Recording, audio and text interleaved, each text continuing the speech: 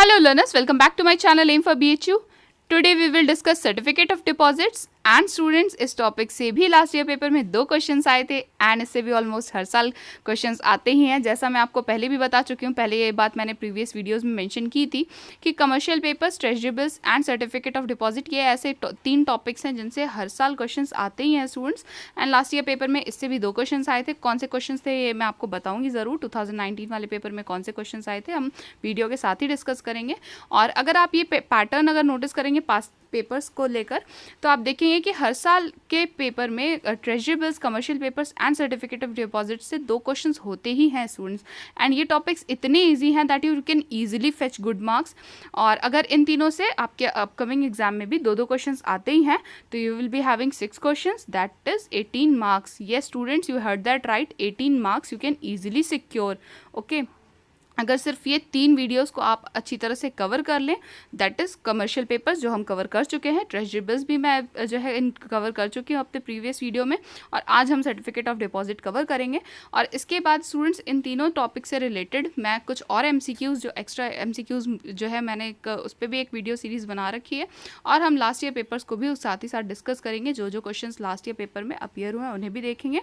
I will suggest to make notes through these videos and pay attention to the video. And students, if you have any queries, just drop them in the comment box. I will surely address your concern. And just to remind, through my channel I am here to help you cover your syllabus and guide you throughout your journey. So stay tuned to my channel for more such videos, and let's begin now. Okay, let's firstly see an introduction to what certificate of deposits are. So certificate of deposit are short-term instruments issued by commercial banks and financial institutions to the individual, corporations and companies. So students, किसी भी जो है इस तरह के जो instruments होते हैं ना, इन्वेस्टमेंट इंस्ट्रूमेंट्स, इनके साथ हमेशा कुछ बातें याद रखा कीजिए, जैसे इन्हें इशू कौन करता है, फर्दर इन्हें सब्सक्राइब कौन कर सकता है। तो यहाँ पे देखिए फर्स्ट 3 लाइन्स जो मैंने अभी रीड आउट किया आपके लिए, उसमें सब यही मेंशन ही है कि इन्हें इशू कौन करता है। तो इशू कौन करता है, commercial banks and financial institutions. और किसे इशू करते हैं, इंडिविजुअल्स, कॉरपोरेशंस एंड कंपनीज। ठीक है, नेक्स्ट इंपॉर्टेंट चीज़ जो आपको नोट करनी ज़रूरी है आपके लिए, वो क्या है, these are unsecured and negotiable. तो सर्टिफिकेट ऑफ डिपॉजिट्स क्या होते हैं, सिक्योर्ड हैं या अनसिक्योर्ड। अगर इस तरह से क्वेश्चन पुटअप होते हैं आपके सामने तो आप easily you can mark unsecured होते हैं ये। ठीक है, such instruments are usually issued by banks when they have a tight liquidity position because of slow growth of bank deposits but the demand of credit for credit is high. ठीक है, तो ये instruments banks कब issue करते हैं, जब उनकी liquidity position इतनी अच्छी नहीं होती है और उसी को स्ट्रेंथन करने के लिए इस तरह से फंड्स रेज करते हैं। और ऐसा क्यों होता है, क्यों लिक्विडिटी पोजीशन जो है टाइट, यहाँ पे ऐसा लिखा हुआ है। कभी कभी ऐसा होता है स्लो ग्रोथ होती है जो बैंक डिपॉजिट्स होते हैं उसमें, और डिमांड फॉर क्रेडिट भी हाई रहती है। तो ये दोनों चीज़ों की वजह से इट माइट कि बैंक की जो लिक्विडिटी पोजीशन है इट माइट गेट अफेक्टेड। तो वो इस चीज़ को मेंटेन करने के लिए, बैलेंस करने के लिए वो क्या करते हैं, फंड्स कहाँ से रेज करते हैं, सर्टिफिकेट ऑफ डिपॉजिट्स के थ्रू। ठीक है, तो इंडिया में सर्टिफिकेट ऑफ डिपॉजिट कब जो है इंट्रोड्यूस हुए थे, अनदर वेरी इंपॉर्टेंट पॉइंट जिससे क्वेश्चंस बन सकते हैं। तो 1989 में इंडिया में सर्टिफिकेट ऑफ डिपॉजिट्स को इंट्रोड्यूस किया था। और क्यों किया गया था, to increase the range of money market instruments in the country and thereby give investors greater flexibility in terms of utilization of their short term funds. So हमारे short term funds हम कहाँ invest करते हैं ये तो बिल्कुल हम पे डिपेंड करता है स्टूडेंट्स, लेकिन जितने ज़्यादा ऑप्शन हमारे पास रहेंगे उतना बेटर है। तो हमारे पास एक और ये ऑप्शन कब ऐड हुआ, 1989 में, और ये इसीलिए ऐड किया गया था सो दैट जो इन्वेस्टर्स हैं they can park their short term funds easily, और वो भी इस तरह के एक फ्लेक्सिबल जो है इंस्ट्रूमेंट के साथ। ठीक है, ये भी एक मनी मार्केट इंस्ट्रूमेंट है। अगेन एक बहुत इंपॉर्टेंट पॉइंट जिससे क्वेश्चन बन सकता है कि ये जो है कौन सा कहाँ का इंस्ट्रूमेंट है ये, तो ये मनी मार्केट इंस्ट्रूमेंट्स है।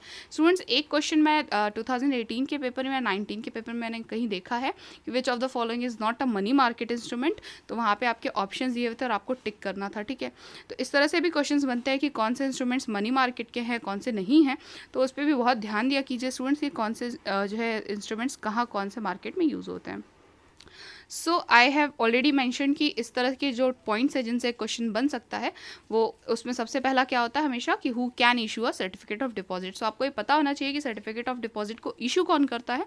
तो यहाँ पे देखिए मेंशन है दोनों पॉइंट्स में कि all scheduled commercial banks excluding regional rural banks यानी कि RRBs, और जो लोकल एरिया बैंक्स होते हैं ना, इन्हें एक्सक्लूड कर दीजिए, निकाल दीजिए। उसके अलावा जितने भी शेड्यूल्ड कमर्शियल बैंक्स हैं वो इसे इशू कर सकते हैं।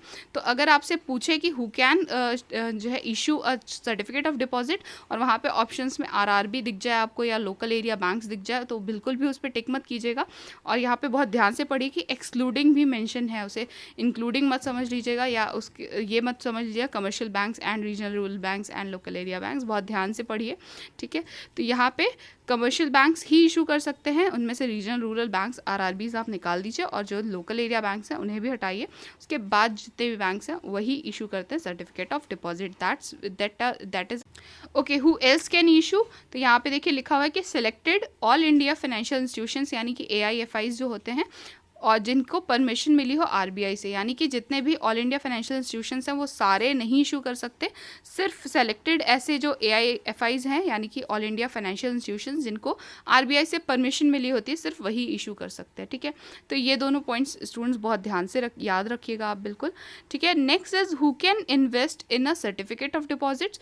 सो सर्टिफिकेट ऑफ डिपॉजिट में इन्वेस्टमेंट कौन कर सकता है, ठीक है। मैंने सबसे पहले बोला कि सबसे इंपॉर्टेंट क्या होता है, इशू कौन करता है ये हमें पता होना चाहिए। नेक्स्ट हमें ये पता होना चाहिए कि उसे सब्सक्राइब यानी कि उसमें इन्वेस्ट कौन कर सकता है। तो देख लेते हैं, यहाँ पे मेंशन है कि as per the guidelines by RBI the following can invest in a certificate of deposit. तो सर्टिफिकेट ऑफ डिपॉजिट में कौन कौन इन्वेस्ट कर सकता है यहाँ पे देखिए मेंशन है। ऑर्डिनरी इंडिविजुअल्स, ठीक है, इजी है। कॉरपोरेशंस भी इसमें इन्वेस्ट करती हैं, बैंक्स भी इन्वेस्ट कर सकते हैं, फाइनेंशियल इंस्टीट्यूशंस कर सकते हैं, म्यूचुअल फंड एसोसिएशंस कर सकती हैं एंड ऑल्सो NRIs भी कर सकते हैं, ठीक है। तो ये एक इंपॉर्टेंट पॉइंट है स्टूडेंट्स, यहाँ पे हमेशा याद रखिएगा कि जिन भी इंस्ट्रूमेंट्स में जितने भी जो है इन्वेस्टमेंट इंस्ट्रूमेंट्स हैं, जितने भी टूल्स हैं इस तरह के जिसमें NRIs जो है इन्वेस्ट कर सकते हैं, उन्हें अलाउ होता है, तो वहाँ पे हमेशा दो बातें आती हैं आपके साथ कि रिपेट्रिएट कर सकते हैं यानी कि रिपेट्रिएबल बेसिस पे या नॉन रिपेट्रिएबल बेसिस पे। तो मैं इससे पहले भी एक वीडियो में ये बात मेंशन कर चुकी हूँ कि क्या होता है रिपेट्रिएबल या नॉन रिपेट्रिएबल। तो नॉन रिपेट्रिएबल स्टूडेंट्स क्या होता है ये देख लीजिए इसमें। तो सबसे पहले देख लेते हैं कि नॉन रिपेट्रिएशन बेसिस क्या होता है, क्योंकि देखिए यहाँ पे लिखा है ना, they are not allowed to repatriate on maturity, यानी कि नॉन रिपेट्रिएशन बेसिस। तो इसका ये मतलब होता है स्टूडेंट्स की जो इन्वेस्टमेंट है, ठीक है, जैसे कि सर्टिफिकेट ऑफ डिपॉजिट का एग्जांपल ले लीजिए आप, इसकी जब मैच्योरिटी आएगी तो जो प्रोसीड्स होंगे ना, maturity proceeds, they can not be taken outside India, ठीक है। तो यहाँ पे अगर लिखा हुआ है कि तो यहाँ पे ये जो मेंशन है कि they are not allowed to repatriate on maturity, यानी कि वो NRIs जिस भी कंट्री में रहते होंगे they can not take the proceeds along with them to that country, यानी कि इंडिया से बाहर नहीं जाना चाहिए वो अमाउंट।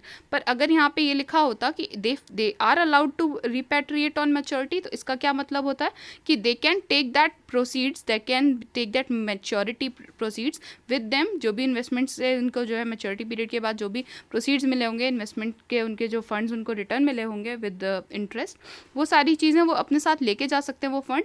लेकिन जितना भी उसका एप्लीकेबल टैक्स होगा उन्हें पहले वो पे करना होता है, तभी वो अपने साथ उसे अपनी कंट्री ले जा सकते हैं जिस कंट्री में वो प्रेजेंटली रह रहे होते हैं, ठीक है। तो यहाँ पे जो सर्टिफिकेट ऑफ डिपॉजिट्स होते हैं उन्हें नॉन रिपेट्रिएबल बेसिस पर ही इशू किया जाता है।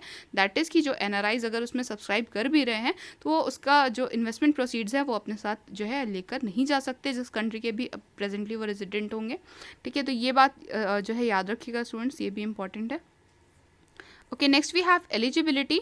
सो एलिजिबिलिटी लेंडर्स एंड इन्वेस्टर्स, ये किसके जो है ये एलिजिबिलिटी क्राइटेरिया किसने लेट डाउन किया है, RBI ने। तो RBI ने जो है इन्वेस्टर्स के लिए भी और लेंडर्स के लिए भी पर्टिकुलरली एलिजिबिलिटी क्राइटेरिया फिक्सअप किया हुआ है, जिसको जो है मीटअप करने के बाद ही कोई पर्सन जो है लेंड या इन्वेस्ट कर सकता है सर्टिफिकेट ऑफ डिपॉजिट से रिलेटेड, ठीक है। तो देख लेते हैं कौन से। सो देख लेते हैं, सबसे पहले यहाँ मेंशन है कि शेड्यूल्ड कमर्शियल बैंक्स और financial institutions in India that have been granted the permission by RBI can issue certificate of deposits, ठीक है।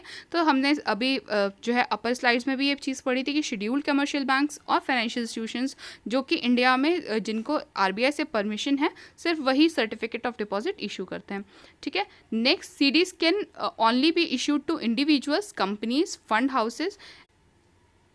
तो ये जो सर्टिफिकेट ऑफ डिपॉजिट्स हैं these can be only issued to individuals, companies and fund houses.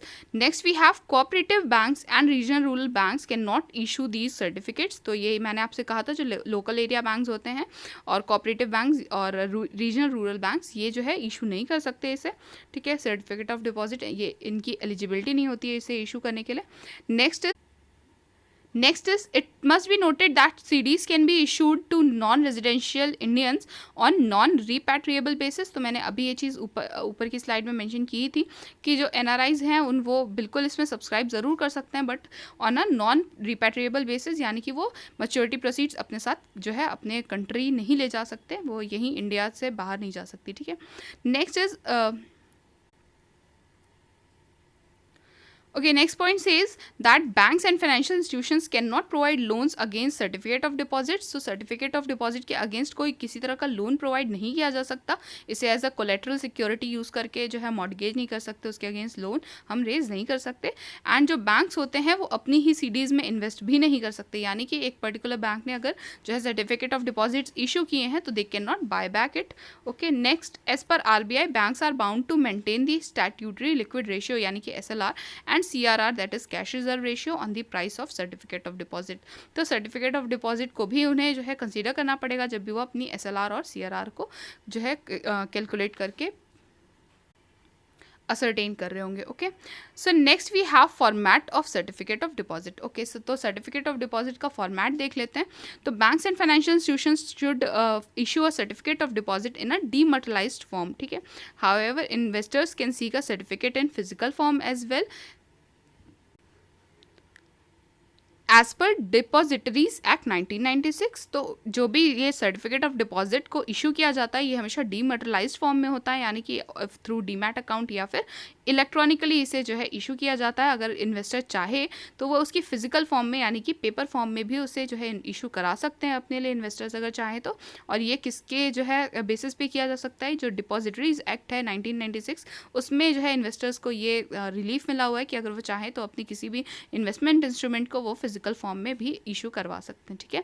In case an investor seeks a certificate in a physical form, a bank informs the financial market department, ठीक है, reserve bank of India. तो अगर कोई investor ये demand करता है कि उसे फिजिकल फॉर्म में भी अपना सर्टिफिकेट चाहिए, तो वो क्या करते हैं, जो बैंक जिस भी बैंक से उन्होंने उस सर्टिफिकेट ऑफ डिपॉजिट सब्सक्राइब करना होता है वो बैंक फाइनेंशियल मार्केट डिपार्टमेंट जो है RBI का, उसको वो इन्फॉर्म करते हैं।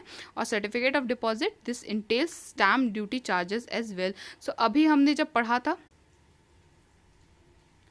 सो इसके साथ ये बात ज़रूर याद रखिएगा स्टूडेंट्स, एक और पॉइंट इंपॉर्टेंट है जिससे क्वेश्चन बन सकता है कि जो सर्टिफिकेट ऑफ डिपॉजिट्स होते हैं इस पे स्टैम्प ड्यूटी चार्जेस जो है इंक्लूड होते हैं इसके साथ, ठीक है। Given that certificate of deposits are transferable in physical form, bank should ensure that they are issued on good quality paper. A certificate of deposit has to be signed by 2 or more signatories authorised. और ये जो यहाँ mention है ये वैसे bank के part पे है कि अगर बैंक इसे फिजिकल फॉर्म में इशू कर भी रहे हैं तो वो गुड क्वालिटी पेपर पे होना चाहिए, so that it can be saved for years, ठीक है, जब तक भी उसकी मैच्योरिटी पीरियड नहीं होती, ऑल्दो 1 year की ही होती है, ठीक है। और certificate of deposit this has to be signed by 2 or more signatories, जो कि ऑथराइज सिग्नेटरीज ही उसे साइन कर सकते हैं, ठीक है, 2 या 2 से ज़्यादा ज़रूरी है, ठीक है। नेक्स्ट इज फीचर्स ऑफ, तो देख लेते हैं यहाँ पे एसेंशियल फीचर्स क्या क्या हैं सर्टिफिकेट ऑफ डिपॉजिट के। तो पहला है एलिजिबिलिटी, ठीक है। नॉट ऑल इंस्टीट्यूशंस और banks are allowed to issue certificate of deposit and not every individual और organisation can purchase one.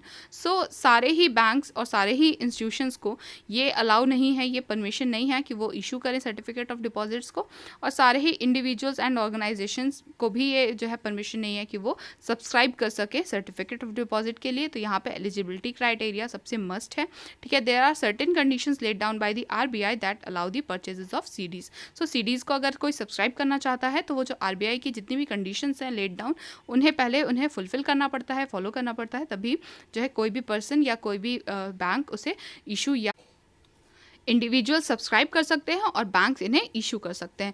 Next comes maturity period. So a certificate of deposit issued by commercial bank can have a maturity period ranging from 7 days to a year, ठीक है। For financial institutions it ranges from 1 year to 3 years। Okay students, ये एक बहुत ही important topic है। Last year यानी कि 2018 का paper अगर आप देखेंगे तो उसमें सर्टिफिकेट ऑफ डिपॉजिट से रिलेटेड 2 क्वेश्चंस थे और सबसे पहला क्वेश्चन था कि minimum maturity period of certificate of deposit कितनी होती है। तो यहाँ पे देखिए 7 डेज जो मेंशन है, मिनिमम और मैक्सिमम दोनों ही पूछ लिया था वहाँ पे। स्टूडेंट्स कंफ्यूज मत होइएगा, फाइनेंशियल इंस्टीट्यूशंस के केस में ये अलग है, वहाँ 1 to 3 ईयर्स का जो है मैच्योरिटी पीरियड रेंज करता है वहाँ पे, बट जो जनरल मैच्योरिटी पीरियड है वो 7 days to 1 year है, ये बात याद रखिएगा। और वहाँ पे अगला क्वेश्चन जस्ट बाद उसके यही था कि maximum maturity period of certificate of deposit क्या होता है, जो कि है आप है 12 months। तो वहाँ पे ऑप्शन नंबर सी शायद था कि 12 months करके, ठीक है। तो ये एक बहुत ही इंपॉर्टेंट देखिए छोटी सी फीचर है, उससे रिलेटेड तुरंत क्वेश्चन बन सकता है। तो इस तरह के जितने भी क्वेश्चन तो इस तरह के जितने भी पॉइंट्स हैं स्टूडेंट्स, उनको बहुत ध्यान से पढ़िएगा, बहुत अच्छी तरह से याद रखिएगा, और आप चाहें तो इसे जो है पॉइंट के फॉर्म में ही अपने नोट्स में मेंशन भी कीजिएगा ताकि आपको आसानी से याद रहे, ठीक है। Next we have minimum investment amount. तो मिनिमम इन्वेस्टमेंट अमाउंट अभी हम जब प्रीवियस वीडियो में पढ़ रहे थे ट्रेजरी बिल्स के बारे में, तो हमने पढ़ा था कि 25,000 और उसके मल्टीपल्स में। बट यहाँ पे क्या होता है कि जो सर्टिफिकेट ऑफ डिपॉजिट्स हैं, this can be issued to a single issuer for a minimum of ₹1 lakh and its multiple. So minimum amount जिसके लिए कोई जो है सब्सक्राइब कर सकता है सर्टिफिकेट ऑफ डिपॉजिट को, वो क्या है, 1 लाख रुपीज़, और उसके मल्टीपल्स में फर्दर अगर आप और इन्वेस्ट करना चाहते हैं तो आप 1 लाख के मल्टीपल्स में ही कर सकते हैं, और उसके अलावा नहीं, ठीक है। तो यहाँ पे मिनिमम इन्वेस्टमेंट अमाउंट भी इन तीनों से रिलेटेड याद रखिएगा, यानी कि commercial paper, treasury bills and certificate of deposit से रिलेटेड जो मिनिमम इन्वेस्टमेंट अमाउंट है वो भी स्टूडेंट्स एक इंपॉर्टेंट पॉइंट है, this can form a question for you, okay. Next we have transferability. Okay, transferability भी इंपॉर्टेंट एक फीचर है, तो देख लेते हैं इसमें क्या लिखा हुआ है। That certificates that are available in demat form must be transferred according to the guidelines followed by demat securities, while dematerialize या इलेक्ट्रॉनिक सर्टिफिकेट्स जो होते हैं they can be transferred by endorsement और डिलीवरी, ओके। तो students certificates जो कि demat form में available होते हैं उनको तो ट्रांसफ़र किया जा सकता है, जो भी गाइडलाइंस डीमैट सिक्योरिटीज से रिलेटेड हैं उन गाइडलाइंस को फॉलो करके आसानी से वो ट्रांसफ़र हो जाएंगे। बट जो डीमटेरियलाइज्ड फॉर्म में या फिर इलेक्ट्रॉनिक सर्टिफिकेट्स के फॉर्म में होते हैं सर्टिफिकेट ऑफ डिपॉजिट्स, उनको ट्रांसफ़र करने के लिए इंडोर्समेंट के थ्रू जाना होता है या फिर डिलीवरी के थ्रू। तो इंडोर्समेंट क्या होती है स्टूडेंट्स, सिंपली जो है किसी भी इंस्ट्रूमेंट को अगर एक पर्सन चाहे तो वो उससे होने वाले जितने भी बेनिफिट्स हैं वो किसी थर्ड पर्सन को जो है उसके राइट्स दे सकता है, इंटेल कर सकता है, ट्रांसफ़र कर सकता है, ठीक है। Next we have non availability of loan. Okay, तो ये भी स्टूडेंट्स ये भी एक इंपॉर्टेंट पॉइंट है जिसे हम ऊपर डिस्कस कर चुके हैं कि बैंक्स जो है इसके अगेंस्ट लोन प्रोवाइड नहीं करते हैं। Since these instruments do not have any lock in period, banks do not grant loans against them, ठीक है। In fact banks can not even buy back certificate of deposits before maturity. So अगर कोई investor चाहे कि वो इसके against कोई loan जो है अपने लिए ग्रांट करा सकते हैं तो ऐसा बिल्कुल नहीं कर सकते, बिकॉज कोई लॉक इन पीरियड फिक्स नहीं होता है यहाँ पे। इसलिए सिर्फ ऐसा जो है इसके साथ एक डिमेरिट है ये कि इसके अगेंस्ट कोई लोन जो है रेज नहीं किया जा सकता। और जो बैंक्स होते हैं they can not even buy back certificate of deposits before maturity. So maturity से पहले कोई भी बैंक चाहे भी तो अपने ही सर्टिफिकेट ऑफ डिपॉजिट्स को they can not buy back, okay. Next we have discount offer. तो okay, certificate of deposit is issued at a discounted rate on to the face value. Moreover, banks and financial institutions can also issue CDs on a floating rate basis. So certificate of deposits के साथ क्या होता है कि जब भी इन्हें issue किया जाता है तो एक डिस्काउंटेड रेट पे इशू किया जाता है, बट जो मेच्योरिटी पीरियड पे जो पेमेंट की जाती है वो हमेशा उसकी फेस वैल्यू पे होती है। और ये जो डिस्काउंटेड प्राइस और फेस वैल्यू में डिफरेंस होता है यही हमारी कंसिडरेशन होती है अगेंस्ट द इन्वेस्टमेंट। तो यहाँ पे स्टूडेंट्स हमेशा ये बात याद रखिएगा इसके साथ कि जो सर्टिफिकेट ऑफ डिपॉजिट होते हैं इन्हें भी डिस्काउंटेड रेट पर ही इशू किया जाता है, और जो बैंक्स एंड फाइनेंशियल इंस्टीट्यूशंस हैं अगर वो चाहें तो इसे फ्लोटिंग रेट बेसिस पर भी इशू कर सकते हैं, ओके।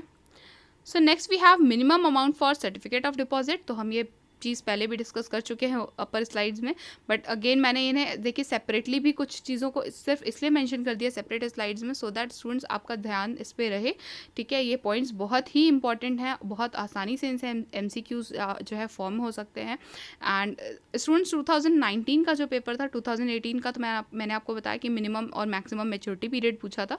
2019 का पेपर जो है उसमें पूछा था कि जो सर्टिफिकेट ऑफ डिपॉजिट्स होते हैं वो क्या होते हैं बेसिकली। तो वहाँ पे अनसिक्योर्ड और सिक्योर्ड इस तरह से ऑप्शंस थे। और तो मैं आपके लिए पढ़ दे रही हूँ कि 2019 में क्या क्वेश्चन था।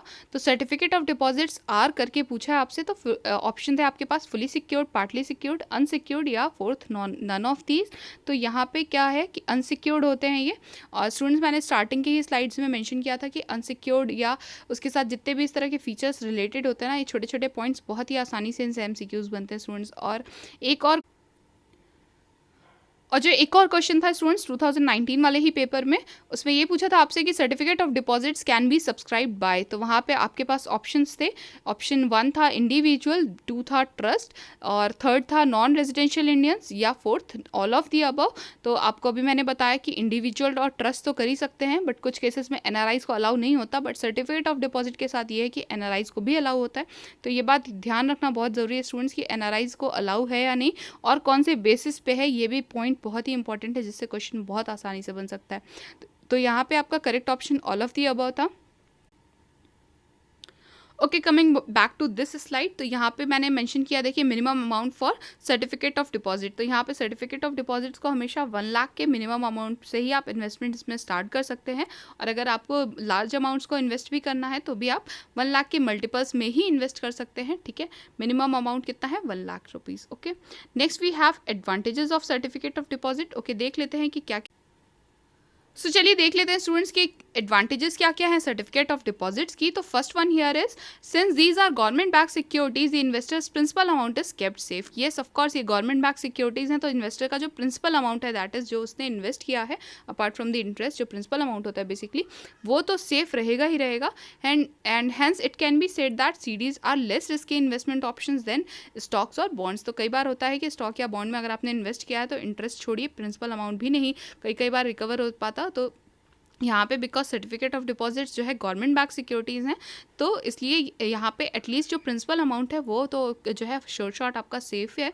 और अदरवाइज आपको जो है इंटरेस्ट भी मोस्टली गवर्नमेंट अच्छे से पे करती भी है, चाहे कितनी भी जो है इकोनॉमिक क्राइसिस चल रही हो, ठीक है। Next we have certificate of deposit is known to offer a higher rate of interest and better returns in comparison to the traditional saving account. So अगर आप ट्रेडिशनली जो है इन्वेस्टमेंट करने में बिलीव करते हैं ट्रेडिशनल चीज़ों में, जैसे कि सेविंग अकाउंट, तो उससे ज़्यादा बेटर जो है रेट मिलता है आपको सर्टिफिकेट ऑफ डिपॉजिट के साथ, यानी कि हायर रेट है in comparison to savings accounts, and better returns भी हैं। तो ऑफ कोर्स ये एक एडवांटेज है, ठीक है। Next we have investments in CDs grant a grace period of 7 days to the investors to decide whether or not he or she wants to reinvest the matured amount.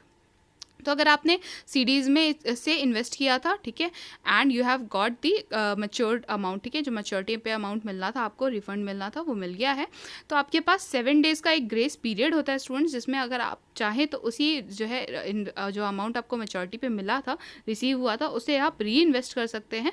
तो ये एक option भी इसके साथ आता है। तो ये एक और एडवांटेज है, एडेड एडवांटेज है जो है सर्टिफिकेट ऑफ डिपॉजिट्स की, कि अगर आप चाहें तो अपने अमाउंट को री इन्वेस्ट कर सकते हैं, जो भी मैच्योरिटी पे आपको जो है रिफंड मिला था।